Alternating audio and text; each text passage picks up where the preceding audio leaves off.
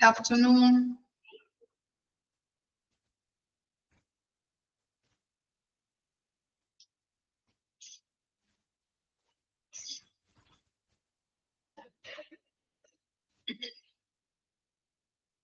Good afternoon. Hello, ma'am. Good afternoon, ma'am. Good afternoon, Miss. Evening. മഴ എങ്ങനെയുണ്ട്? മഴയുണ്ട്. വെള്ളം കയറി. വെള്ളം കയറിയോ വീട്ടില്?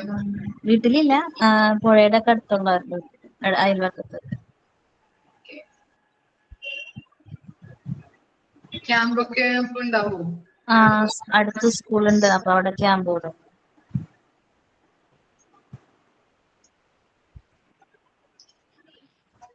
അപ്പൊ നമ്മള് കഴിഞ്ഞ ക്ലാസ്സിൽ എടുത്തത് എത്ര വരെ ആയിരുന്നു? കോമ്പറ്റേറ്റീവ് ജോബ് ഓഫർ വരെ ആയിരുന്നു അല്ലെ നമ്മൾ എടുത്തത്. നമുക്കിനി നെക്സ്റ്റ് നോക്കാം കേട്ടോ. എല്ലാവരും അപ്പൊ സേഫ് ആയിട്ട് ഇരിക്കാം.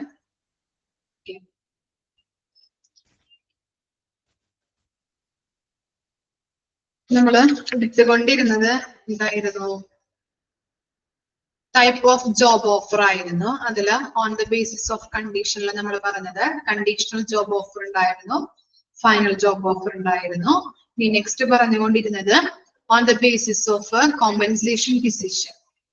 ഫസ്റ്റ് പറഞ്ഞത് ലോ ജോബ് ഓഫർ, അതുപോലെ തന്നെ നെക്സ്റ്റ് പറഞ്ഞത് കോമ്പറ്റേറ്റീവ് ജോബ് ഓഫർ. ഇനി നെക്സ്റ്റ് പറയുന്നത് തേർഡ് വൺ ആണ് high job offer.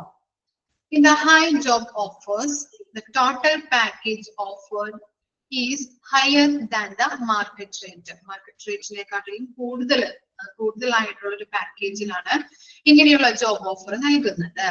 Negotiation on the package further may not be entirely denied. Denied എന്ന് പറഞ്ഞാൽ നിഷേധിക്കുക കേട്ടോ. അപ്പോ ഇങ്ങനെയുള്ള ജോബ് ഓഫർ നൽകി കഴിഞ്ഞിട്ടുണ്ടെങ്കിൽ ഫർദർ ആയിട്ടുള്ള ഒരു ചർച്ചകൾ, നെഗോഷിയേഷൻ എന്ന് പറഞ്ഞാൽ ചർച്ചകളൊന്നും ഉണ്ടാവില്ല, അതൊക്കെ നിഷേധിക്കും. ഇനി എന്താണ്? The organizations give high job offers are considered more attractive among the employees for whom monetary benefit matter. അപ്പൊ ഇങ്ങനെയുള്ള ഹൈ ജോബ് ഓഫർ എന്ന് പറഞ്ഞാൽ എന്താണ്? നല്ല രീതിയിൽ എംപ്ലോയീസിനൊക്കെ അട്രാക്റ്റീവ് ചെയ്യിപ്പിക്കുന്ന രീതിയിലുള്ള ഒരു ജോബ് ഓഫർ ആണ് പ്രൊവൈഡ് ചെയ്യുന്നത്.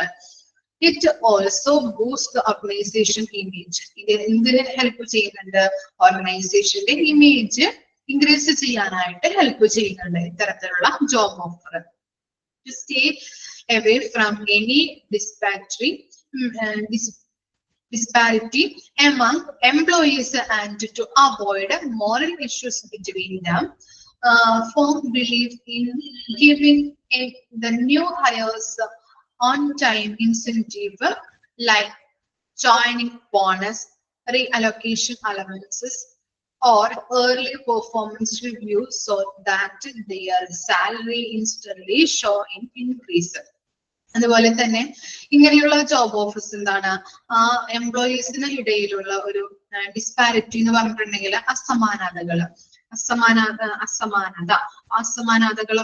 എന്ത് ചെയ്യുന്നുണ്ട്? ഒഴിവാക്കുന്നുണ്ട്. അതുപോലെ തന്നെ മോറൽ ഇഷ്യൂസ്, എന്തെങ്കിലും ഇഷ്യൂസ് ഒക്കെ ഉണ്ടെങ്കിൽ അതൊക്കെ ഒഴിവാക്കാനായിട്ട് ഇത്തരത്തിലുള്ള ജോബ് ഓഫേഴ്സ് സഹായിക്കുന്നുണ്ട്. അതുപോലെ ഇങ്ങനെയുള്ള ജോബ് ഓഫേഴ്സ് എന്തൊക്കെയാണ് പ്രൊവൈഡ് ചെയ്യുന്നത്? ബോണസ്, അതുപോലെ തന്നെ അലവൻസ് കൊടുക്കാറില്ലേ? ജോബ് ഓഫർ, അങ്ങനെയുള്ള ജോബ് ഓഫർ പ്രൊവൈഡ് ചെയ്യുന്നത് എന്തൊക്കെയാണ്?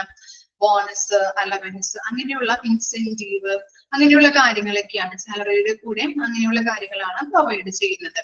Apart from this, the initial preference, their salary are kept at par with the other employees of the organization. അതുപോലെ തന്നെ ഈ പ്രാരംഭ മുൻഗണനകൾ കൂടാതെ അവരുടെ ശമ്പളം സ്ഥാപനത്തിലെ മറ്റു ജീവനക്കാരുമായിട്ട് തുല്യമായിട്ട് നിലനിർത്തുന്നുണ്ട് ഇല്ലേ? അപ്പൊ ഇങ്ങനെ നമ്മൾ ആദ്യം ഒരു എംപ്ലോയി കയറി അല്ലെങ്കിൽ ജോയിൻ ചെയ്യുമ്പോൾ അവന് സാലറി കുറവായിരിക്കും അല്ലെ? ഇങ്ങനെയുള്ള ജോബ് ഓഫർ നൽകുന്നതിലൂടെ എന്താണ്? എല്ലാവർക്കും തുല്യമായിട്ടുള്ള സാലറി പാക്കേജ് ആയിരിക്കും പ്രൊവൈഡ് ചെയ്യുന്നത്. സാലറിയുടെ കൂടെ ബോണസ്, അലവൻസ്, അങ്ങനെയുള്ള കാര്യങ്ങൾ, ഇൻസെന്റീവ് ഒക്കെ പ്രൊവൈഡ് ചെയ്യുന്നുണ്ട്. അതാണ് ഹൈ ജോബ് ഓഫറിൽ പറയുന്നത്. ക്ലിയർ ആണോ? ഇനി നെക്സ്റ്റ് ആണ് maximum job offer. In this type of offer, the firm is providing its best possible remuneration to the selected candidate. ഇതും പറയുന്നത് എന്താണ്?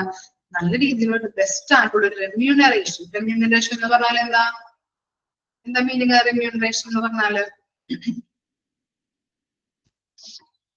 എന്താണ് റെമ്യൂണറേഷൻ മീനിങ്?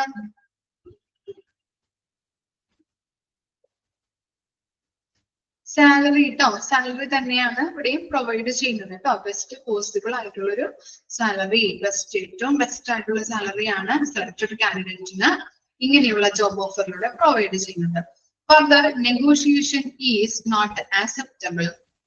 അതുപോലെ തന്നെ ഫർദർ ആയിട്ട് ജോബ് ഓഫർ നൽകിയതിനു ശേഷം നോക്കി, once the offer is made, offer ഈ ജോബ് ഓഫർ നൽകിയതിനു ശേഷം ഫർദർ ആയിട്ട് ഉള്ള ചർച്ചകള് നോട്ട് ആക്സെപ്റ്റബിൾ ആണ്, ചർച്ചകൾ ഉണ്ടാവില്ല.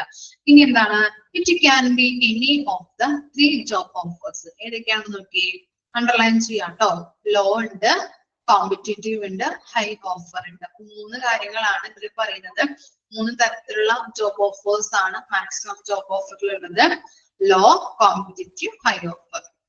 The company very clearly specified that it has offered or it can afford for the post and convey it genuine interest in the finalist and leaves it to the finalist to accept or reject the offers.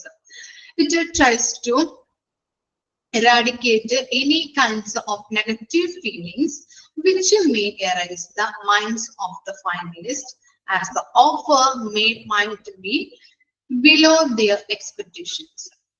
This strategy works best when the organization offers a candidate a package that is less than his current package. എന്താണ് ഇവിടെ പറയുന്നത്? നമ്മൾ പറഞ്ഞു maximum job offer എന്ന് പറഞ്ഞാല് remuneration, ഏറ്റവും best possible ആയിട്ടുള്ള remuneration provide ചെയ്യുന്ന ഓഫർ ആണ്. ഇനി അതുപോലെ തന്നെ ഈ ഓഫർ കൊടുത്തു കഴിഞ്ഞിട്ടുണ്ടെങ്കിൽ ഫർദർ നെഗോഷിയേഷൻസ് ഒന്നും ഉണ്ടാവില്ല. അതുപോലെ 3 മെയിൻ ആയിട്ടുള്ള ഓഫേഴ്സ് കാറ്റഗറൈസ് ചെയ്യുന്നുണ്ട് അല്ലെ. ലോ ഉണ്ട്, കോമ്പറ്റേറ്റീവ് ഉണ്ട്, അതുപോലെ ഹൈ ഉണ്ട്.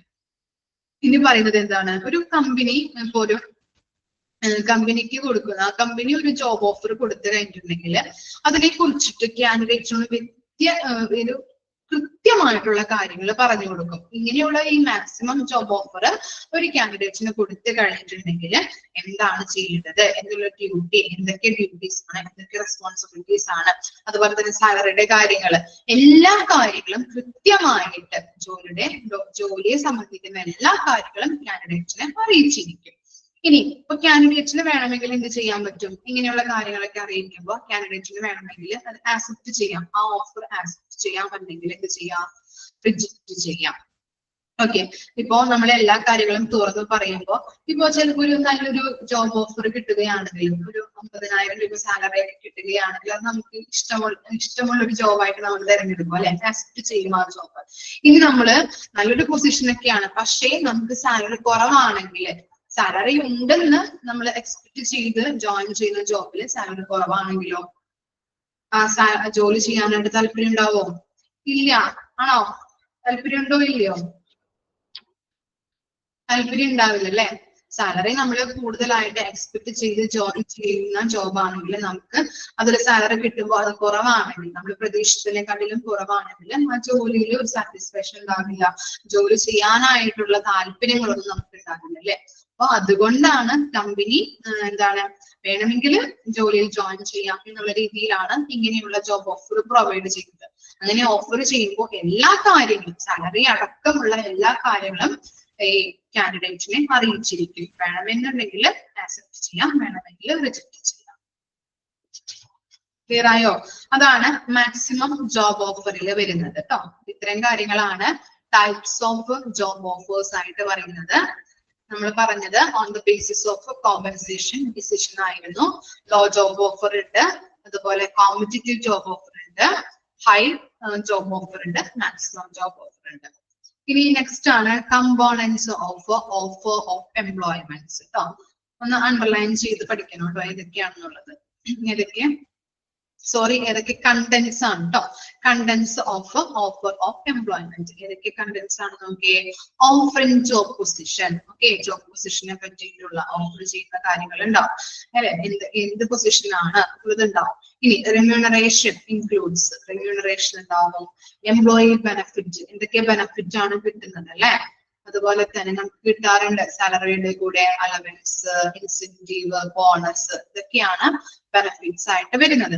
ഇനി എന്താ പറയുന്നത്, performance appraisal and salary increment period. Salary increment period ഉണ്ടാവും. അതുപോലെ തന്നെ നമ്മുടെ പെർഫോമൻസിന്റെ വിലയിരുത്തൽ, അതാണ് പെർഫോമൻസ് അപ്രൈസൽ കേട്ടോ. പെർഫോമൻസ് വിലയിരുത്തുന്ന കാര്യങ്ങൾ. അതുപോലെ date of joining, place of post, place, അതുപോലെ തന്നെ ഏത് ഡേറ്റിലാണ് നമ്മൾ ജോയിൻ ചെയ്യുന്നത്. Particular conditions of the job offer. Okay, ജോബിന്റെ ഓഫറുമായിട്ടുള്ള പ്രത്യേക വ്യവസ്ഥകളൊക്കെ ഉണ്ടാവൂലേ, അതാണ് ഇവിടെ പറയുന്നത്. പർട്ടിക്കുലർ കണ്ടീഷൻസ്, വ്യവസ്ഥകൾ എന്തൊക്കെയാണ്. ഇനി എന്താ പറയുന്നത്, information relating to the company policies. Company പോളിസീസുമായിട്ട് റിലേറ്റ് ചെയ്യുന്ന കാര്യങ്ങൾ, കമ്പനിയുടെ പോളിസീസ് എന്തൊക്കെയാണെന്നുള്ളത് ഉണ്ടാവും. ഇനി space or lines of sign for both employee and employer. എംപ്ലോയിയും എംപ്ലോയറും സൈൻ ചെയ്യേണ്ട പ്ലേസ്, അങ്ങനെയുള്ള കാര്യങ്ങൾ അതിനകത്ത് കൊടുത്തിട്ടുണ്ടാവും. Space for date for signature lines. Okay, ഇത്രയാണ് കണ്ടന്റ്സിൽ വരുന്നത് കേട്ടോ. ക്ലിയർ അല്ലേ? ജസ്റ്റ് ഒന്ന് നോക്കി വെക്കാം കേട്ടോ, ഇമ്പോർട്ടന്റ് ആണ്. കണ്ടന്റ്സ് ചോദിച്ച് കണ്ടിട്ടുണ്ട്. അതുപോലെ തന്നെ sample of offer of employment. Sample നിങ്ങൾ ജസ്റ്റ് ഒന്ന് വായിച്ചു നോക്കിയാൽ മതി. അവിടെ നമ്മൾ പറഞ്ഞിരിക്കുന്ന കാര്യങ്ങളൊക്കെ തന്നെയാണ് കൊടുത്തിരിക്കുന്നത്. കമ്പനി ഇൻഫർമേഷൻസ്, ഡേറ്റ്, നമ്മുടെ പേരുകള്, അതുപോലെ ടൈറ്റില്, കമ്പനിയുടെ പേര്, അഡ്രസ്, അതുപോലെ തന്നെ എന്താണ് നെയിം ഓഫ് റെസിപ്പിയന്റ്. ഇനി ഏത് കമ്പനിയാണെന്നുള്ളത് ഇവിടെ കൊടുത്തിട്ടുണ്ടാവും. ഡെസ്റ്റിനേഷൻ, ഏത് പൊസിഷനിലേക്കാണ്, ജോയിനിങ് ഡേറ്റ് നമ്മൾ എഴുതണം അല്ലെ. അതുപോലെ തന്നെ കമ്പനിയുടെ പേര് നമ്മൾ, അതുപോലെ തന്നെ ഇവിടെ എന്താണ് നമ്മുടെ പേര്, ടൈറ്റില്, അങ്ങനെയുള്ള കാര്യങ്ങളൊക്കെയാണ്. ജസ്റ്റ് ഒന്ന് വായിച്ചു നോക്കിയാൽ മതി കേട്ടോ. ഓക്കെ, ജസ്റ്റ് ഒന്ന് ഇത്രയും കാര്യങ്ങളൊന്ന് വായിച്ചു നോക്കി. ഇത്രയും വരെ വായിച്ചു നോക്കാം.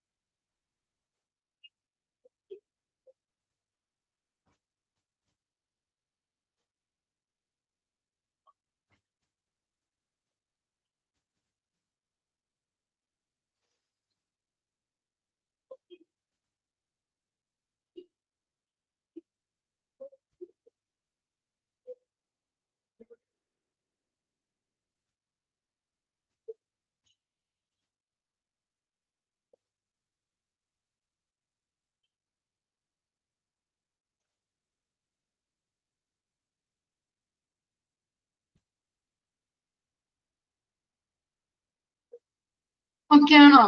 അയച്ചോ? ഓക്കെ.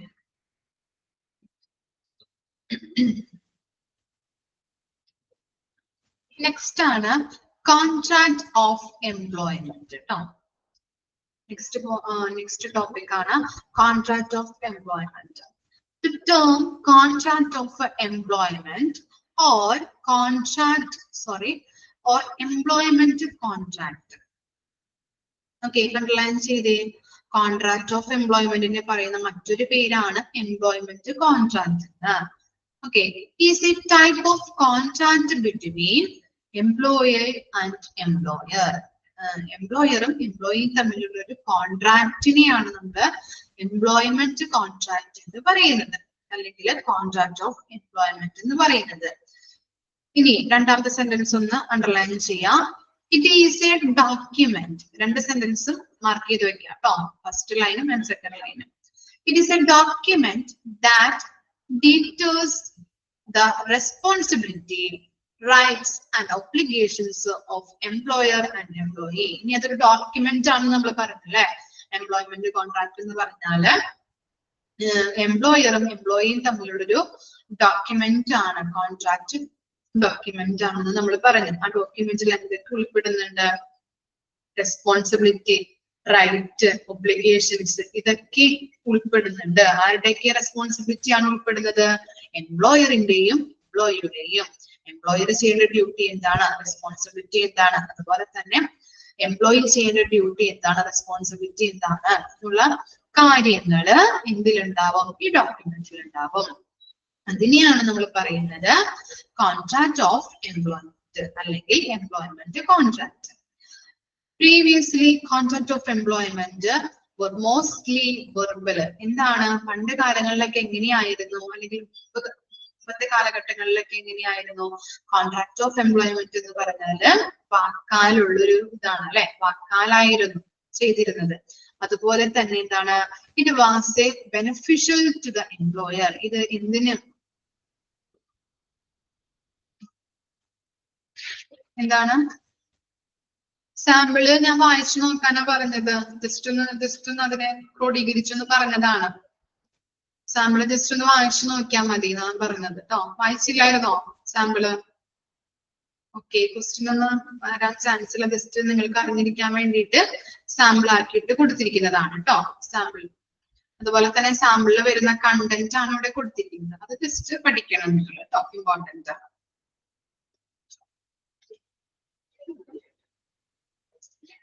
ഓക്കെ, അപ്പൊ എന്താണ് പണ്ട് ആദ്യ കാലഘട്ടങ്ങളിലൊക്കെ എങ്ങനെയായിരുന്നു കോൺട്രാക്ട് ഓഫ് എംപ്ലോയ്മെന്റ് എന്ന് പറഞ്ഞത്? വാക്കാലായിരുന്നു അല്ലെ, വെർബലി ആയിരുന്നു. It was beneficial to employer because employee had no concrete right to their employment and the employers can fire them for any reason. അപ്പോ ആദ്യ കാലഘട്ടങ്ങളിൽ നമ്മൾ പറഞ്ഞു വാക്കാലുള്ളതായിരുന്നു ഇങ്ങനെയുള്ള കോൺട്രാക്ട് ഓഫ് എംപ്ലോയ്മെന്റ് എന്ന് പറയുന്നത്. ഇത് ആർക്കാണ് ഗുണം ചെയ്യുന്നത്? എംപ്ലോയർക്കാണ് അല്ലെ. നമ്മളിങ്ങനെ വാക്കാല് ഓരോ കാര്യങ്ങളും പറയുമ്പോൾ ഈ എംപ്ലോയർക്ക് ഗുണം ചെയ്യുന്നത് എന്താണ് ഉദ്ദേശിക്കുന്നത് അവിടെ? ഈ ഇങ്ങനെയുള്ള വാക്കാലുള്ള കാര്യങ്ങൾ നമ്മൾ വാക്കാലിലൂടെ ഇങ്ങനെയുള്ള കോൺട്രാക്റ്റുകൾ പറയുമ്പോൾ എംപ്ലോയർക്ക്, തൊഴിലുടമയ്ക്ക് എപ്പോ വേണമെങ്കിലും എന്ത് ചെയ്യാൻ പറ്റും? എന്താ ചെയ്യാൻ പറ്റാ? എന്ത് ചെയ്യാൻ പറ്റും? റിജക്ട് ചെയ്യാം അല്ലെ. അല്ലെങ്കിൽ എന്താണ് എംപ്ലോയർക്ക് എപ്പോ വേണമെങ്കിലും ചേഞ്ചസ് വരുത്താനായിട്ട് പറ്റും. അപ്പൊ എപ്പം വിടണമെങ്കിലും അയാൾക്ക് സാധിക്കുന്നുണ്ട്. ഓക്കെ, അപ്പൊ എംപ്ലോയർക്കുള്ള ഗുണം എന്ന് പറഞ്ഞാൽ ഇങ്ങനെ വാക്കാലുള്ള കോൺട്രാക്ട് ബേസില് നമ്മള് എംപ്ലോയർക്കുള്ള ഗുണം എന്ന് പറഞ്ഞിട്ടുണ്ടെങ്കിൽ എംപ്ലോയീസിനെ എപ്പോ വേണമെങ്കിലും ആ ജോലിയിൽ നിന്ന് പിരിച്ചു വിടാൻ പറ്റും. കാരണം എന്താണ്, ഒരു രേഖകളോ അല്ലെങ്കിൽ റെക്കോർഡിക്കൽ ആയിട്ടുള്ള കാര്യങ്ങളോ ഒന്നുമില്ല നമുക്ക് പ്രൂവ് ചെയ്യാനായിട്ടല്ലേ. അതുകൊണ്ട് തന്നെ എംപ്ലോയർക്ക് എപ്പോ വേണമെങ്കിലും തൊഴിലുടമയ്ക്ക് എന്ത് കാരണം ബാധിച്ചിട്ടുണ്ടെങ്കിൽ നമുക്ക് എന്ത് ചെയ്യാൻ പറ്റും? പിരിച്ചുവിടാനായിട്ട് പറ്റും. പിന്നീട് എന്തായിട്ട് മാറി? ഓക്കെ, ഇൻ മോഡേൺ ടേംസിൽ എന്തായിട്ട് മാറിയത്? Contract of employment are usually written ഫോമിലോട്ടായിട്ട് മാറി. A contract of employment contains several major components ഇനി ഇങ്ങനെയുള്ള ഈ എന്താണ് കോൺട്രാക്ട് റിട്ടേൺ ഫോമിലോട്ടായിട്ട് മാറിയപ്പോൾ എന്തൊക്കെയാണ് മേജർ ആയിട്ടുള്ള കമ്പോണൻസ് ആയിട്ട് വരുന്നത്? Rules and responsibilities of both employee and employer, അവരുടെ ഡ്യൂട്ടീസും റെസ്പോൺസിബിലിറ്റീസും അടങ്ങുന്ന ഒരു കോൺട്രാക്ട് റിട്ടേൺ ഫോമിലോട്ടായിട്ട് മാറി. അങ്ങനെ മാറിയപ്പോൾ എന്തൊക്കെ കമ്പോണൻസ് ആണ് അതിൽ ഉൾപ്പെടുന്നത് എന്നാണ് താഴെ കൊടുത്തിരിക്കുന്നത്. ഫസ്റ്റ് വൺ എന്താണ്? Rate of pay. Second one, hours of work, length of contract, holidays and sick leaves, termination of employment. ഇത്തരം കാര്യങ്ങളാണ് ആ കമ്പോണൻസ് ആയിട്ട് വരുന്നത് കേട്ടോ. ക്ലിയർ ആണോ? കോൺട്രാക്ട് ഓഫ് എംപ്ലോയ്മെന്റ് റിട്ടേൺ ഫോമിലോട്ടായിട്ട് മാറിയപ്പോൾ എന്തൊക്കെ കാര്യങ്ങളാണ് അതിൽ ഉൾപ്പെടുന്നത്? അതിനുള്ള കണ്ടന്റ്സ് ആണ് താഴെ കൊടുത്തിരിക്കുന്നത്. ഫസ്റ്റ് വൺ ആണ് rate of pay. A contract of employment must includes the terms and conditions related to the employee's payment and also the method of calculating the payment. എന്താണ്?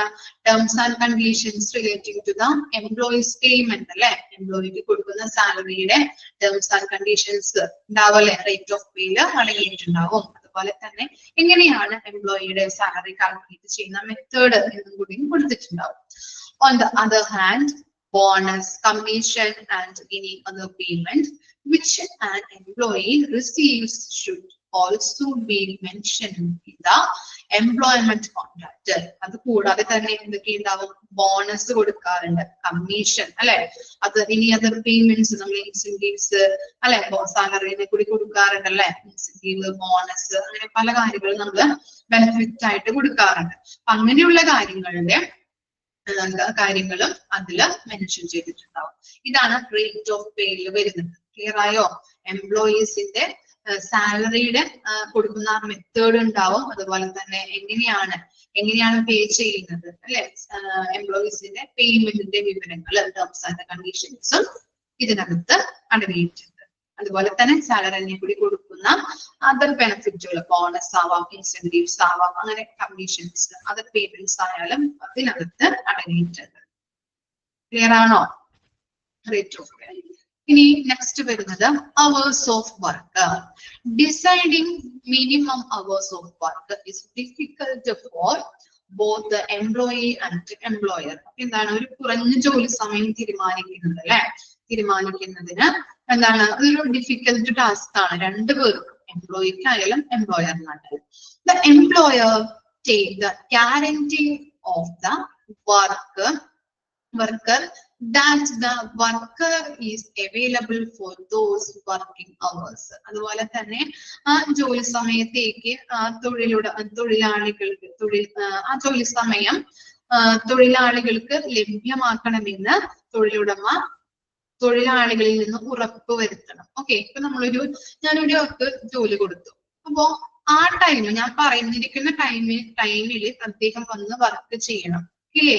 അതെന്ത് ചെയ്യണം? ഞാൻ ഉറപ്പ് വരുത്തേണ്ടതാണ് അല്ലെ? അതാണ് അവിടെ പറയുന്നത്. മനസ്സിലായോ?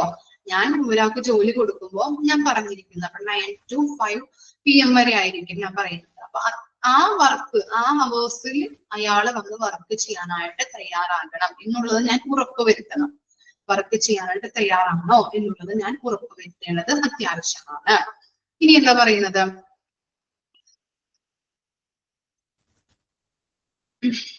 One minute ago. Okay. An employer will have to pay for the worker for those working hours even if there is no work. ഇനി എന്താണ്? ഞാനിപ്പോ ജോലി ഇപ്പൊ 9 to 5 PM വരെയാണ് പറഞ്ഞത്. പക്ഷെ ആ വർക്ക് ചെയ്യാനായിട്ട് ചിലപ്പോ ഇപ്പൊ ഒരു ഓൺലൈനായിട്ട് ഞങ്ങളിപ്പോ പഠിപ്പിക്കുന്നത് പോലെ തന്നെ ഓൺലൈനായിട്ട് അവേഴ്സിലൊക്കെ വർക്ക് ചെയ്യുന്ന ടീച്ചർമാരെ കണ്ടിട്ടില്ലേ? അവർ ഡെയിലി വേജസ് ഒക്കെ ആയിട്ട് ചിലപ്പോ അവരുടെ അവേഴ്സിൽ മാത്രം വന്ന് ക്ലാസ് എടുക്കുന്നവരുണ്ടാകും. അപ്പൊ ആ അവേഴ്സിലൊക്കെ ക്ലാസ് എടുക്കുമ്പോൾ ചിലപ്പോ എന്താണ് ഓൺലൈനായിട്ടൊക്കെ ചെയ്യുമ്പോൾ ചിലപ്പോൾ കറണ്ട് ഒന്നും ഉണ്ടാവില്ല. അപ്പൊ എന്താണ്? ചിലപ്പോ പവർ ഫെയിലിയറോ അല്ലെങ്കിൽ എന്തെങ്കിലും ബുദ്ധിമുട്ടുകളൊക്കെ ഉണ്ടെങ്കിൽ ചിലപ്പോ ആ അവേഴ്സ് എന്ത് ചെയ്യാം? നഷ്ടം വരാം അല്ലെ? ഇല്ലേ? അവേഴ്സിലൊക്കെ വന്ന് എന്താണ് ടീച്ച് ചെയ്യുന്ന ആൾക്കാർക്കൊക്കെ എന്താണ് അവേഴ്സിൽ ക്ലാസ് എടുത്തിട്ടുണ്ടെങ്കിൽ അവർക്ക് കാശ് കിട്ടുള്ളൂ. ഇല്ലേ? അവേഴ്സ് ബേസ്ഡ് ആവുമ്പോ, അവർലി ബേസ്ഡ് ആവുമ്പോ അവർക്ക് ആ അവരുടെ അവറിൽ വന്ന് ക്ലാസ് എടുത്തു കഴിഞ്ഞാൽ അവർക്ക് സാലറി കിട്ടുള്ളൂ അല്ലെ. ഓക്കെ, ഞാനൊരു ഉദാഹരണം പറഞ്ഞാണല്ലോ. അപ്പൊ അങ്ങനെ വരുമ്പോ അവർക്ക് ചിലപ്പോൾ പവർ ഫെയിലിയർ ആവാം, അല്ലെങ്കിൽ മഴ വന്നിട്ട് സ്കൂളുകൾക്കൊക്കെ അവധി കൊടുക്കുമ്പോൾ ചിലപ്പോ സ്കൂളിലായാലും ഇപ്പൊ നോർമൽ ആയിട്ടുണ്ടെങ്കിലും ഓഫ്ലൈൻ ക്ലാസ്സിലായാലും അങ്ങനെ അവേഴ്സിൽ വന്ന് എടുക്കുന്ന ടീച്ചേഴ്സ് ഉണ്ട്. അപ്പൊ ചിലപ്പോ അവധിയൊക്കെ കൊടുത്തു കഴിഞ്ഞിട്ടുണ്ടെങ്കിൽ അവർക്ക് എന്താണ്, അവര് ക്ലാസ് എടുത്തു കഴിഞ്ഞാൽ നമുക്ക് സാലറി കിട്ടുള്ളൂ അല്ലെ. അപ്പൊ അങ്ങനെ അവധി കൊടുക്കുമ്പോൾ അവരുടെ ക്ലാസ്സിൽ നിന്ന് നഷ്ടപ്പെടുന്നുണ്ട് അല്ലെ. അപ്പൊ ഇവിടെ പറയുന്നത് എന്താണ്, an employer will have to pay for the worker for those working hours even if there is no work. ഇനി അവര് ഇപ്പോ ഞങ്ങളിപ്പോ സാലറി ആണെങ്കിൽ, സാലറിയിൽ വർക്ക് ചെയ്യുന്ന ആൾക്കാർ, അവേർലി അല്ല സാലറിയിൽ വർക്ക് ചെയ്യുന്ന ആൾക്കാരൊക്കെ ആണെങ്കിൽ ഇപ്പൊ ഫെയിലിയർ ആയാലും എന്ത് ചെയ്യണം, എംപ്ലോയർ തൊഴിലുടമ എന്ത് ചെയ്യണം, ക്ലാസ് നടക്കില്ല, പക്ഷെ ആ ദിവസത്തെ സാലറി വർക്കേഴ്സിന് കൊടുക്കേണ്ടതായിട്ട് വരും ഇല്ലേ? ആണോ? IT മേഖലയിലൊക്കെ വർക്ക് ചെയ്യുന്ന ആൾക്കാർക്കൊക്കെ എന്താണ്, ഒരു പവർ ഫെയിലിയർ വന്നു കഴിഞ്ഞിട്ടുണ്ടെങ്കിൽ ആ ദിവസം ചിലപ്പോ വർക്ക് ചെയ്യാൻ പറ്റില്ല. അപ്പൊ അങ്ങനെയാണെന്നുണ്ടെങ്കിൽ അവര് അവിടെ വന്നിരിക്കും, പക്ഷേ വന്നു കഴിഞ്ഞിട്ടുണ്ടെങ്കിൽ എന്താണ്, ആ ദിവസത്തിൽ വർക്ക് ചെയ്യാൻ പറ്റിയില്ലെങ്കിൽ കൂടിയും ആ ദിവസത്തെ വേതനം അവർക്ക് കൊടുക്കേണ്ടതായിട്ടുണ്ട്. ആര്? തൊഴിലുടമ. ഓക്കെ, ഇനി എന്താണ്, having A high number of minimum working hours in a week provide a guaranteed amount of money to a worker. If the worker fails to perform the work in those hours, then it reduces the flexibility of the worker and may result in some disciplinary actions against him. അതുപോലെ തന്നെ എന്താ പറയുന്നത്, നമുക്ക് ജോലി ഇല്ലെങ്കിലും ആ സമയത്ത് നമ്മൾ വർക്ക് എന്താണ് എന്ത് കൊടുക്കണം എന്ന് പറഞ്ഞു, തൊഴിലുടമ പൈസ കൊടുക്കണം. അതുപോലെ തന്നെ എന്താ പറയുന്നത്, ഇവിടെ if the worker fails to perform the work those hours when reduce the okay next point തൊട്ട് മുമ്പത്തെ പോയിന്റ് നോക്കാം, having a higher number of minimum hours. ഇനി വർക്ക് കൂടുതലാണെങ്കിൽ, നമ്മൾ നേരത്തെ പറഞ്ഞത് എന്താണ്, പവർ ഫെയിലിയർ ആയപ്പോ വർക്ക് ഉണ്ടായില്ല, പക്ഷെ ആ ദിവസത്തെ വേതനം അവർക്ക് കൊടുക്കണം. ഇനി വർക്ക് കൂടിക്കഴിഞ്ഞുണ്ട് എന്ത് ചെയ്യണം, പവർ വന്നു, അപ്പോ കറണ്ട് ഒക്കെ വന്നു, കറക്റ്റ് ആയിട്ട് നമുക്ക് ക്ലാസ്സും കാര്യങ്ങളൊക്കെ വന്നു കഴിഞ്ഞിട്ടുണ്ടെങ്കിൽ ചിലപ്പോ നെക്സ്റ്റ് ദിവസത്തെ അവേഴ്സ് കൂടി എടുക്കേണ്ടതായിട്ട് വരും. മനസ്സിലായോ? ഓക്കെ, ക്ലിയർ ആവുന്നുണ്ടോ? അപ്പൊ നെക്സ്റ്റ് ദിവസത്തെ അവേഴ്സ് കൂടി എടുക്കേണ്ടി വന്നിട്ടുണ്ടെങ്കിൽ കൂടുതൽ വർക്കിംഗ് അവേഴ്സ് നമുക്ക് വരും അല്ലെ. ഓക്കെ, അപ്പൊ ആ ദിവസത്തെ വേതനവും നമ്മൾ എന്ത് ചെയ്യണം, അല്ലെങ്കിൽ നമ്മൾ കൂടുതൽ പണിയെടുക്കണം, പക്ഷെ ആ ദിവസത്തെ വേതനവും അവർക്ക് കൊടുക്കേണ്ടതായിട്ടുണ്ട്. ക്ലിയർ ആയില്ലേ? ഇനി if the worker fails to perform the work in those hours, then it reduces the flexibility of the worker and may result in some disciplinary actions against him. അതുപോലെ തന്നെ എന്താണ്, ചില സമയങ്ങളിൽ ആ സമയങ്ങളിൽ ജോലി ചെയ്യുന്നതിൽ തൊഴിലാളികൾ പരാജയപ്പെട്ട് കഴിഞ്ഞിട്ടുണ്ടെങ്കിൽ അത് തൊഴിലാളികളുടെ വഴക്കം കുറയ്ക്കുകയും ഫ്ലെക്സിബിലിറ്റി എന്നെ ബാധിക്കുകയും അതുപോലെ തന്നെ അയാൾക്കെതിരെ ചില അച്ചടക്ക നടപടികൾക്ക് കാരണമാവുകയും ചെയ്യുന്നുണ്ട്. ചില എന്താണ് ആക്ഷൻ എടുക്കാനായിട്ട് എന്തെങ്കിലും പെർഫോമൻസിലോ എന്തെങ്കിലും തെറ്റുകളോ അല്ലെങ്കിൽ എന്തെങ്കിലും കുറവുകളൊക്കെ വന്നു കഴിഞ്ഞിട്ടുണ്ടെങ്കിൽ അയാൾക്കെതിരെ ആക്ഷൻ എടുക്കാനായിട്ട് തൊഴിലുടമയ്ക്ക് എന്തുണ്ട്, അധികാരമുണ്ട്. അതാണ് അവേഴ്സ് ഓഫ് വർക്കേഴ്സിൽ പറയുന്നത്. ക്ലിയർ ആയോ?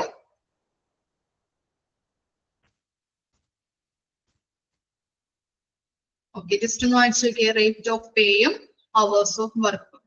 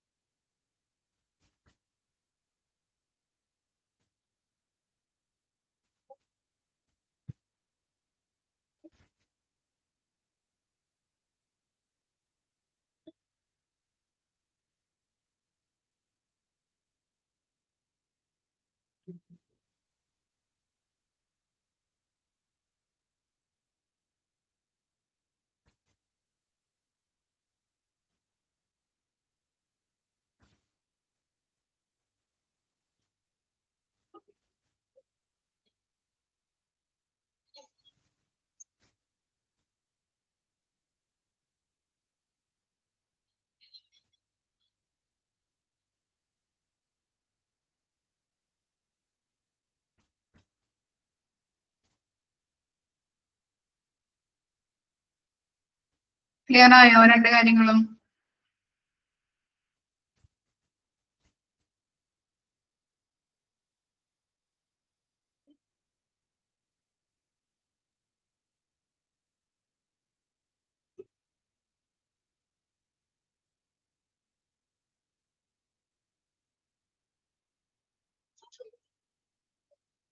നെക്സ്റ്റ് ആണ് length of a contract. Many employment contracts are based on at-will concept. Underline ചെയ്തേ. എംപ്ലോയ്മെന്റ് കോൺട്രാക്ട് ബേസ് ചെയ്തിരിക്കുന്നത് എന്താണ്? at-will കൺസെപ്റ്റിലാണ്. It means എന്താണ് at-will കൺസെപ്റ്റ് എന്ന് പറഞ്ഞാൽ? It means that there is no fixed time limit for employment. എന്താണ്? There is no fixed time limit for employment. Okay. Employment in the time അങ്ങനെയുള്ള fixation ഒന്നും ഇല്ല. അതാണ് at-will concept എന്ന് പറയുന്നത്. It allows both employer and employee to decide the time on which the contract gets terminated. എപ്പോ വേണമെങ്കിലും രണ്ടാൾക്കോ അല്ലെ, എംപ്ലോയർക്കായാലും എംപ്ലോയിക്കായാലും decide ചെയ്യാം, ഏത് ടൈം വേണമെങ്കിലും ഡിസൈഡ് ചെയ്യാം ഇത് കോൺട്രാക്ട് ടെർമിനേറ്റ് ചെയ്യാനായിട്ട്. അതാണ് at-will കൺസെപ്റ്റ്. അപ്പൊ ഇന്ന ജോലിക്ക് ഇത്ര ടൈം എന്ന് ഫിക്സഡ് ടൈം ഇല്ല. ഓക്കെ. ഇനി on the other hand, there are two other situations in which the employment contract may be applied. രണ്ട് സിറ്റുവേഷൻസ് വെച്ചിട്ട് നമുക്ക് ഇത് അപ്ലൈ ചെയ്യാൻ പറ്റും. Employee may be contracted only for a limited time. Okay. നമ്മൾ ഈ PSC ഒക്കെ അപ്ലൈ ചെയ്യുമ്പോൾ അല്ലെങ്കിൽ ഇപ്പോ ഡെയിലി വേജിനൊക്കെ ടീച്ചേഴ്സ് സ്കൂളുകളിലൊക്കെ കയറില്ലേ, ചിലപ്പോൾ എന്താണ് അത് 3 മാസത്തിനായിരിക്കാം, ചിലപ്പോ 6 മാസത്തിനായിരിക്കാം. എന്താണ് ലിമിറ്റഡ് ടൈം പീരീഡിനായിരിക്കാം അല്ലെ അങ്ങനെ കോൺട്രാക്ട് ചെയ്യുന്നത്. അതുപോലെ തന്നെ എന്തുണ്ടാവും? This is common in project-driven jobs. Sometimes employees are hired for a long duration, such as for a period of 2 years or for more years. ചിലപ്പോ എന്താണ്, ചിലപ്പോ 1 വർഷം അല്ലെങ്കിൽ 3 വർഷമൊക്കെ നമ്മള് കോൺട്രാക്ട് ചെയ്തിട്ട് കയറാറുണ്ട് ടീച്ചേഴ്സുകൾ ഇല്ലേ, കയറാറില്ലേ? അതുപോലെ തന്നെ ഇപ്പൊ PSCയിലൊക്കെ 6 മാസത്തേക്ക് വിളിക്കാറില്ലേ, 6 മാസത്തേക്ക്. അതുപോലെ തന്നെ ചിലപ്പോ 2 വർഷം, അതുപോലെ തന്നെ 3 വർഷത്തേക്കൊക്കെ നമ്മൾ കോൺട്രാക്ട് ബേസിൽ കയറാറുണ്ട്. അതാണ് ഇവിടെ ഉദ്ദേശിക്കുന്നത് കേട്ടോ. രണ്ട് സിറ്റുവേഷൻസ് ആണ് ഇവിടെ പറയുന്നത്. ലിമിറ്റഡ് ടൈം പീരീഡിലും അതുപോലെ തന്നെ 2 or more ഇയേഴ്സിലും അങ്ങനെ കോൺട്രാക്ട് വെച്ചിട്ട് നമ്മൾ ജോലിക്ക് അപ്ലൈ ചെയ്യാറുണ്ട്, കയറാറുണ്ട്. If the employee opts to resign the job even though he is in contract, then it may be subjected to some civil law action against the employee. എന്താ പറയുന്നത്? കരാറിൽ ഇരിക്കുന്ന employees ആണെങ്കിൽ, കരാറിൽ ഇരിക്കുമ്പോ അങ്ങനെയുള്ള ജീവനക്കാരനാണെങ്കിൽ ആ കരാറിൽ ഇരിക്കുമ്പോൾ തന്നെ അവര് രാജിവെക്കാൻ തീരുമാനിച്ചു കഴിഞ്ഞിട്ടുണ്ടെങ്കിൽ, റിസൈൻ ചെയ്യാൻ തീരുമാനിച്ചാല് അത് ജീവനക്കാർക്കെതിരെ ചില സിവിൽ നിയമ നടപടികൾക്ക് വിധേയരാക്കുന്നുണ്ട് അവരെ. മനസ്സിലായോ? അവർക്കെതിരെ ആക്ഷൻ എടുക്കാനായിട്ട് എംപ്ലോയർക്ക് അധികാരമുണ്ട്. കാരണം എന്താണ്? അവർ കരാറിലിരിക്കുന്നവരാണ് അല്ലെ. 6 മാസം ഞാൻ ജോലി ചെയ്തോളാം അല്ലെങ്കിൽ 3 വർഷം ഞാൻ ജോലി ചെയ്തോളാം എന്ന കരാറിലാണ് അവര് വരുന്നത്. പക്ഷേ കരാറിൽ ഇരിക്കുമ്പോൾ തന്നെ ജോബ് ചിലപ്പോ എന്തെങ്കിലും ബിഹേവിയേഴ്സോ എന്തെങ്കിലും സാലറി പ്രോബ്ലംസോ അല്ലെങ്കിൽ എന്തെങ്കിലും ബുദ്ധിമുട്ടുകളൊക്കെ അനുഭവപ്പെടുമ്പോൾ അവർക്ക് റിസൈൻ ചെയ്യണമെന്ന് തോന്നിക്കഴിഞ്ഞാൽ റിസൈൻ ചെയ്ത് കഴിഞ്ഞാല്, കരാറിൽ ഇരിക്കുമ്പോൾ ചെയ്ത് കഴിഞ്ഞാല് അവർക്കെതിരെ ആക്ഷൻ എടുക്കാനായിട്ട് അധികാരമുണ്ട്. ഓക്കെ ആണോ? അതാണ് ലെങ്ത് ഓഫ് കോൺട്രാക്റ്റിൽ വരുന്നത് കേട്ടോ. ഇനി നെക്സ്റ്റ് ആണ് ഹോളിഡേസ് ആൻഡ് സിക്ക് ലീവ്. അറിയാലോ, കേട്ടിട്ടുണ്ടാവും നിങ്ങള്. എന്താണ് ഹോളിഡേസ് അതുപോലെ തന്നെ സിക്ക് ലീവ് കേട്ടോ. The contract of employment also specific specifies the company's holiday and sick leave policies. കേട്ടിട്ടില്ലേ നിങ്ങൾ ഇങ്ങനെയുള്ള holiday and sick leave policies കോൺട്രാക്റ്റിൽ അത് നോക്കാം. Paid holidays and sick leave of employees are depending on the location or the employee leave ചെയ്യുന്ന ആ സ്ഥലത്തെ ആശ്രയിച്ചിരിക്കും എന്ത് ജീവനക്കാരുടെ ശമ്പളത്തോടു കൂടിയ അവധിയും അതുപോലെ തന്നെ അസുഖാവധിയും എന്താണ് ഇവിടെ ലീവ് ചെയ്യുന്ന ആ സ്ഥലത്തെ ആശ്രയിച്ചിരിക്കുന്നുണ്ട്. Employer is free to increase employees leave. എംപ്ലോയർക്ക് എന്ത് ചെയ്യാനുള്ള അധികാരമുണ്ട്? ലീവ് ഇൻക്രീസ് ചെയ്യാനായിട്ടുള്ള അധികാരം തൊഴിലുടമയ്ക്കുണ്ട്. ചില ഫോർ എക്സാമ്പിൾ പറയാം, ഒരു ടീച്ചർ ഒരു LP സ്കൂളിലാണ് വർക്ക് ചെയ്യുന്നത്. അപ്പൊ ആ ടീച്ചർക്ക് ഇപ്പോ എലിപ്പനി ബാധിച്ചപ്പോ കുറെ നാള് ഹോസ്പിറ്റലായിരുന്നു, ICUലൊക്കെ ആയിരുന്നു, ഒരു 2 ആഴ്ചയോളം ഹോസ്പിറ്റലൊക്കെ ആയിരുന്നു. അപ്പോ ആ ലീവ് എന്താണ് സിക്ക് ലീവ് ആയിട്ട് നമ്മൾ കൂട്ടാറുണ്ട്. പക്ഷെ അത് ഇപ്പൊ കുറെ നാളായിട്ട് അങ്ങനെ എടുക്കുമ്പോ പിന്നെയും അസുഖങ്ങളും അങ്ങനെയൊക്കെ ആയിട്ട് ഇങ്ങനെ ലീവ് എടുക്കുമ്പോ ചിലപ്പോ ഒരു മാസം കുറെ ലീവ് എടുക്കാനായിട്ട് സമ്മതിക്കില്ല അല്ലെ എംപ്ലോയേഴ്സ്, അല്ലെങ്കിൽ അവിടുത്തെ പ്രിൻസിപ്പൽ സമ്മതിക്കാറില്ല. കുറെ ലീവ് ഒക്കെ എടുക്കുമ്പോൾ അത് ബുദ്ധിമുട്ടാണ് അല്ലെ. അതിനുവേണ്ടി വേറെ ടീച്ചർമാരെ വെക്കേണ്ടതായിട്ട് വരും, ഡെയിലി വേജസിനൊക്കെ. അപ്പൊ അത് ബുദ്ധിമുട്ടാണ്. അപ്പോ അങ്ങനെ ലീവ് എടുക്കുമ്പോൾ ചിലപ്പോ അവർക്ക് എന്താണ് അവരുടെ ക്യാഷിൽ നിന്ന്, അവർക്ക് കിട്ടുന്ന ശമ്പളത്തിൽ നിന്ന് ഈ ഇങ്ങനെയുള്ള ലീവ് എടുക്കുമ്പോൾ കട്ടായി പോകും. മനസ്സിലായോ? കട്ടാവാറുണ്ട്. ഇപ്പൊ കുറെ നാൾ നമുക്ക് അനുവദിച്ച ലീവിൽ നിന്ന് കുറെ ലീവ് എടുത്ത് കഴിഞ്ഞിട്ടുണ്ടെങ്കിൽ എന്താണ് ശമ്പളത്തിൽ നിന്ന് അത് കട്ടാവും അല്ലെ. ലീവ് എടുക്കുന്നത് അനുസരിച്ചിട്ട് ആ ക്യാഷ് കട്ടായി പോകും. ചിലപ്പോ ഒരു മാസം പ്രൈവറ്റ് സ്ഥാപനത്തിലൊക്കെ ആണെങ്കിൽ 1-2 ഡേയ്സ് ആയിരിക്കാം ലീവ് തരുന്നത് അവര്. ഇനി അതിൽ കൂടുതലും 3-4 ഡേയ്സ് ഒക്കെ ലീവ് എടുത്തു കഴിഞ്ഞാൽ നമ്മുടെ ശമ്പളത്തിൽ നിന്ന് കട്ടാക്കാറുണ്ട് ഇല്ലേ? അതറിയില്ലേ? അങ്ങനെ കട്ടാക്കുമ്പോ എന്താണ് ഇപ്പോ ഇവിടെ പറയുന്നത് എംപ്ലോയർക്ക് നമുക്ക് എന്താണ് കണ്ണടയ്ക്കാൻ പറ്റും. ഞാൻ പറഞ്ഞില്ല, അപ്പൊ ടീച്ചർക്ക് അങ്ങനെ എലിപ്പനി ബാധിച്ചു, അങ്ങനെ കുറെ നാള് ലീവ് എടുക്കേണ്ടതായിട്ട് വന്നു. അപ്പോ ഇത് എന്താണ് അങ്ങനെ അവിടെ അറിയിക്കുമ്പോ, അവിടെ ലീവ് ഇങ്ങനെ അറിയിക്കുമ്പോ അവരുടെ ശമ്പളത്തിൽ നിന്ന് കട്ടാക്കും. അങ്ങനെ ശമ്പളം കട്ടാക്കാറുണ്ട്. പക്ഷെ ഈ ടീച്ചർ പറയാനാണ് ഈ പ്രിൻസിപ്പള് അറിയിക്കാതെ ഇങ്ങനെ അവിടുത്തെ ടീച്ചേഴ്സ് ഇങ്ങനെയൊക്കെ അഡ്ജസ്റ്റ് ചെയ്ത് ക്ലാസ് ഒക്കെ എടുത്ത് നല്ല രീതിയിൽ പോയി എന്ന് പറയുന്നത്. അപ്പൊ ടീച്ചർ പറഞ്ഞാണ് ഞങ്ങളുടെ ശമ്പളത്തിൽ നിന്ന് കട്ടാക്കിയിട്ടുണ്ടെങ്കിൽ പിന്നെ നിങ്ങൾക്ക് എന്തുണ്ടാവും, അതുകൊണ്ടാണ് ഞാനിങ്ങനെ കണ്ണടച്ചതെന്ന് പറഞ്ഞത്. അവർക്ക് എന്തോ 12,000 അങ്ങനെ എന്തോ സാലറി ഉള്ളൂ, ഗവൺമെന്റ് ടീച്ചറാണ്. അപ്പൊ LPയില് ക്ലാസ് എടുക്കുന്ന ടീച്ചേഴ്സിനാണ് അതിന് ശമ്പളമാണ് 12,000 രൂപ ഉള്ളൂ. പക്ഷെ സിക്ക് ലീവ് അങ്ങനെ കൂടുതൽ ലീവ് എടുക്കുമ്പോൾ ഇവരുടെ സാലറിയിൽ നിന്ന് കട്ടാക്കുമ്പോൾ എന്താണ് പിന്നെ അവർക്ക് കിട്ടുന്ന ശമ്പളം എന്ന് പറഞ്ഞാൽ തുച്ഛമായിട്ടുള്ള ശമ്പളം ആയിരിക്കും. ആകെ ഒരു തുച്ഛമായിട്ടുള്ള ശമ്പളമാണ്. അതിൽ നിന്ന് വെട്ടിക്കുറയ്ക്കുമ്പോൾ എന്താണ് ശമ്പളം കിട്ടാനായിട്ട് അല്ലെ ഒരു കിട്ടാനായിട്ട് ചാൻസ് ഇല്ല. അതുപോലെ തന്നെ കുറെ ചെലവുകളും കാര്യങ്ങളൊക്കെ വരും. അപ്പൊ പ്രിൻസിപ്പള് പറഞ്ഞത് ഞാൻ കണ്ണടച്ചത് കൊണ്ടാണ്, കുഴപ്പമില്ല സാരില്ല എന്നൊക്കെ പറഞ്ഞിട്ട് അങ്ങനെ മുകളിലേക്ക് അത് അറിയിച്ചില്ല. അങ്ങനെ ഒരു ഇതുണ്ടായിരുന്നു.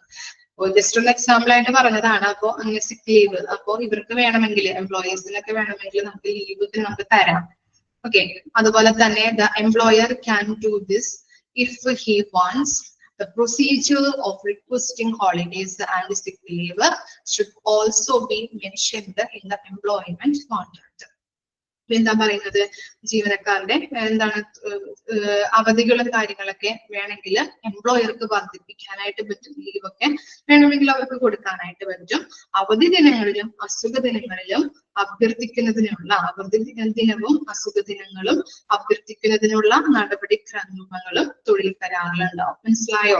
ഇങ്ങനെയുള്ള ലീവുകളും കാര്യങ്ങളൊക്കെ അതുപോലെ തന്നെ അവധി ദിനത്തിനായാലും അഭ്യർത്ഥിക്കുന്നതിനുള്ള ഈ നടപടിക്രമങ്ങൾ അങ്ങനെയുള്ള കാര്യങ്ങളുടെ ഡീറ്റെയിൽസും കാര്യങ്ങളും ഇതിലുണ്ടാവും. ഈ കരാറില് പരാമർശിച്ചിരിക്കണം. മനസ്സിലായോ? ഓക്കെ, അതാണ് ഹോളിഡേ ആൻഡ് സിക്ക് ലീവ് ആയിട്ട് പറയുന്നത് കേട്ടോ. ജസ്റ്റ് ഒന്ന് വായിച്ചു നോക്ക് കേട്ടോ 2 കാര്യങ്ങളും, ലെങ്ത് ഓഫ് കോൺട്രാക്റ്റും holiday and sick leave.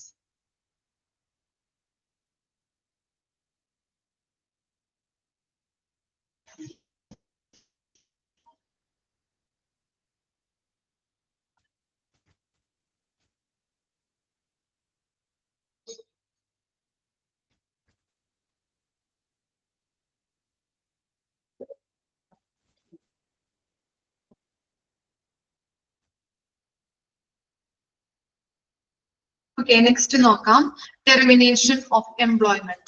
Termination of employment should also be detailed in the employment contract. Employment contract termination of employment എല്ലാ ഡീറ്റെയിൽസും അടങ്ങിയിട്ടുണ്ടാവും. The contract must include information about how to terminate employment. എന്താണ് അതിനകത്ത് എല്ലാ കാര്യങ്ങളും അല്ലെ എങ്ങനെയാണ് terminate ചെയ്യേണ്ട കാര്യങ്ങളൊക്കെ ഡീറ്റെയിൽസ് ഒക്കെ അടങ്ങിയിട്ടുണ്ടാവും, ഇൻക്ലൂഡഡ് ആയിരിക്കും. This rules will tell employees how much notice the employees should give his employer, as well as some other factors such as restrictions on type of job after leaving the job. Many organizations will get employees to resign the document which restrict employees to work with any competitor immediately after leaving the job. This help in protecting the trade secret of the company. ഇനിയിപ്പോൾ നമ്മൾ പറഞ്ഞിട്ടുണ്ടായിരുന്നു ഈ terminate ചെയ്യുമ്പോൾ job ഉപേക്ഷിച്ച് പോകുമ്പോൾ ഉള്ള details, റൂൾസുകൾ, അതുപോലെ other factors കാര്യങ്ങളൊക്കെ അതിനകത്ത് കൊടുത്തിട്ടുണ്ടാവും എങ്ങനെയാണ് ചെയ്യേണ്ടത് എന്നൊക്കെ. അതുപോലെ തന്നെ ഇതിനകത്ത് റെസ്ട്രിക്ഷൻസ് ഉണ്ട്. എന്താണ്, ഇവർ ചിലപ്പോൾ ഒരു കമ്പനിയിൽ നിന്ന് പുറത്താക്കുന്ന ആളായിരിക്കും, അല്ലെങ്കിൽ ഏതെങ്കിലും കാരണത്താലെ അഴിമതിയോ എന്തെങ്കിലുമൊക്കെ ചെയ്തിട്ട് പുറത്താക്കുന്ന ആളാണെങ്കിൽ, അല്ലെങ്കിൽ എന്താണ് ഇപ്പൊ ജോലിയിൽ നിന്ന് റിസൈൻ ചെയ്ത് നിർബന്ധപൂർവ്വം റിസൈൻ ചെയ്ത് പോകുന്ന ആളൊക്കെ ആണെങ്കിൽ അവര് മറ്റു കമ്പനികളോട് ചേർന്നിട്ട്, ഈ കമ്പനിയിൽ നിന്ന് എന്തായാലും പുറത്തേക്ക് പോവുകയാണല്ലോ, അതുകൊണ്ട് തന്നെ മറ്റു കമ്പനീസിലൊക്കെ അവർ ജോലി നോക്കാൻ സാധ്യതയുണ്ടല്ലേ. അപ്പൊ അങ്ങനെ ജോലി നോക്കുമ്പോ എന്താണ് ഈ കമ്പനി ഇവർക്ക് റെസ്ട്രിക്ഷൻസ് ഉണ്ടെന്നാണ് പറയുന്നത്. മറ്റു കമ്പനിയോട് ചേർന്ന് ജോലി നോക്കാനായിട്ട് സമ്മതിക്കില്ല. കുറച്ചു നാളൊക്കെ എന്താണ് ജോലി നോക്കാൻ അല്ലെങ്കിൽ ജോലി റെസ്ട്രിക്ഷൻസ് ഉണ്ട്. അങ്ങനെ ജോലി മറ്റു കമ്പനികളോട് അല്ലെങ്കിൽ ഈ കമ്പനിയുടെ കോമ്പറ്റീറ്റേഴ്സിനോട് ജോലി ചെയ്യാൻ പാടില്ല എന്നുള്ളൊരു അങ്ങനെയുള്ളൊരു റെസ്ട്രിക്ഷൻസ് ഈ കമ്പനി കൊടുക്കുന്നുണ്ട്. മനസ്സിലായോ? സെയിം ആയിട്ടുള്ള സെയിം പ്രൊസീജിയറിൽ അല്ലെങ്കിൽ സെയിം കമ്പനി സെയിം ആയിട്ടുള്ള പൊസിഷനിൽ തന്നെ ജോലി ചെയ്യാനായിട്ട് അയാൾക്ക് കുറച്ച് റെസ്ട്രിക്ഷൻസ് നൽകുന്നുണ്ട്. ചെയ്യാൻ പാടില്ല എന്നുള്ള നിയമമുണ്ട്. മനസ്സിലായോ? എന്തിനു വേണ്ടിയിട്ടാണ് ഇങ്ങനെയുള്ള നിയമം വെച്ചിട്ടുള്ളത്? കമ്പനിയുടെ ട്രേഡ് സീക്രട്ട് പുറത്തേക്ക് പോവാതിരിക്കാൻ വേണ്ടിയിട്ട്. ഓക്കെ, മനസ്സിലായോ എന്താണെന്നുള്ളത്? കൺസെപ്റ്റ് ഒക്കെ ആണോ?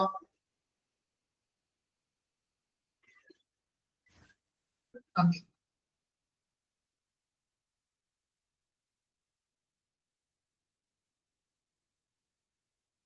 Next ആണ് evaluation of a selection procedure.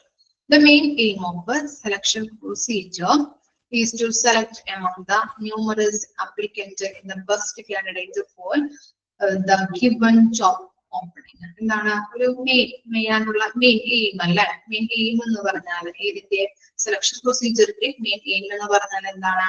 Best കാൻഡിഡേറ്റിനെ job പൊസിഷനിലോട്ട് തിരഞ്ഞെടുക്കുക എന്നതാണ് അല്ലെ. This process is successful only when the selected employees given their best to their jobs and work sincerely to achieve their goals. അതുപോലെ തന്നെ ഇങ്ങനെയുള്ള ഈ ജോബ് നമ്മുടെ selection procedure success ആവുന്നുണ്ട് എന്ന് നമ്മൾ എങ്ങനെയാണ് നമുക്ക് ഐഡന്റിഫൈ ചെയ്യാൻ പറ്റുന്നത്?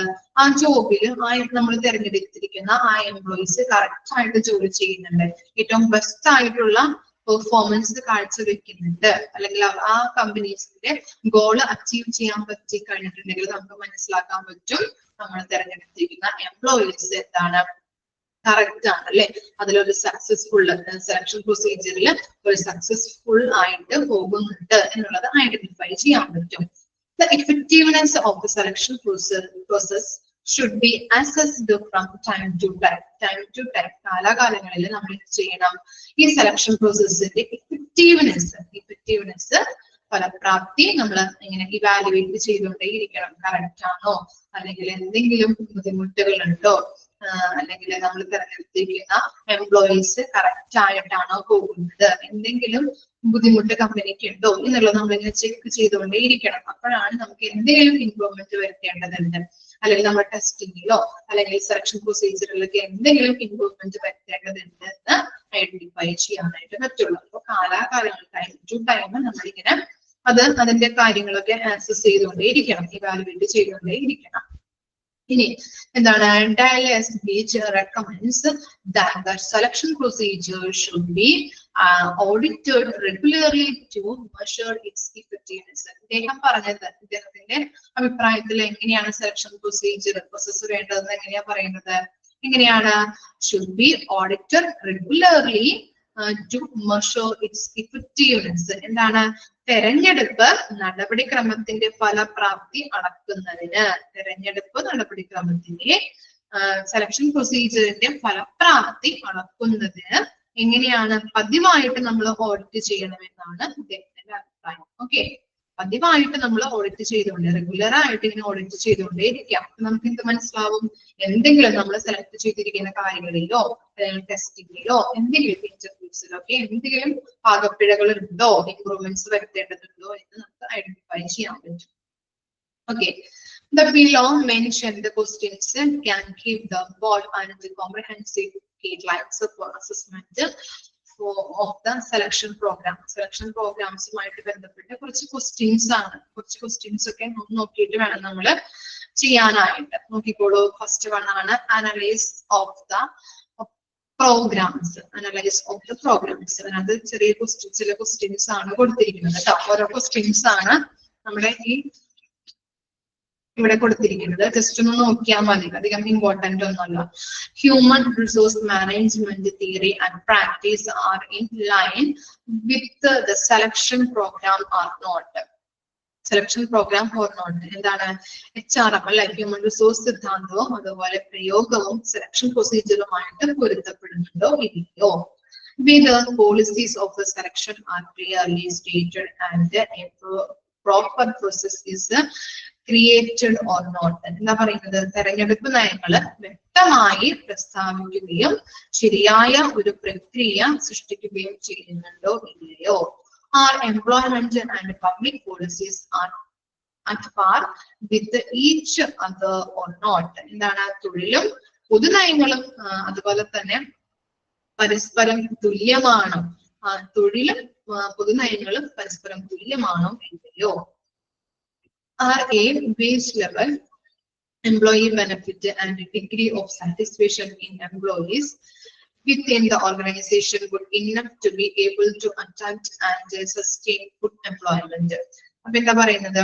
സ്ഥാപനത്തിലെ ജീവനക്കാരുടെ വേതന നിലവാരം, ജീവനക്കാരുടെ ആനുകൂല്യങ്ങൾ അല്ലെ, അതുപോലെ തന്നെ സംതൃപ്തി സാറ്റിസ്ഫാക്ഷൻ, അതിന്റെ അളവ് എന്നിവ നല്ല ജീവനക്കാരെ ആകർഷിക്കുകയും നിലനിർത്താനായിട്ട് പര്യാപ്തമാണോ?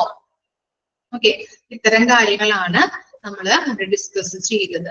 ഇത്രയും വരെ എടുക്കുന്നുള്ളൂ കേട്ടോ. ഇനി സെക്കൻഡ് തുടങ്ങി നമുക്ക് അടുത്ത ക്ലാസ്സിൽ എടുക്കാം.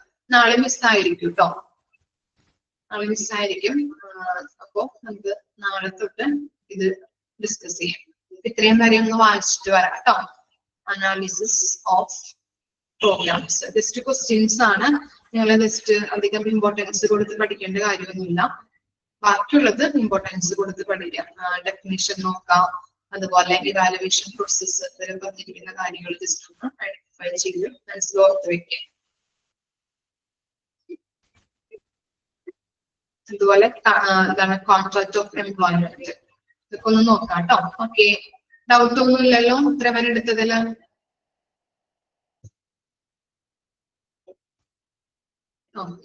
Okay, thank you.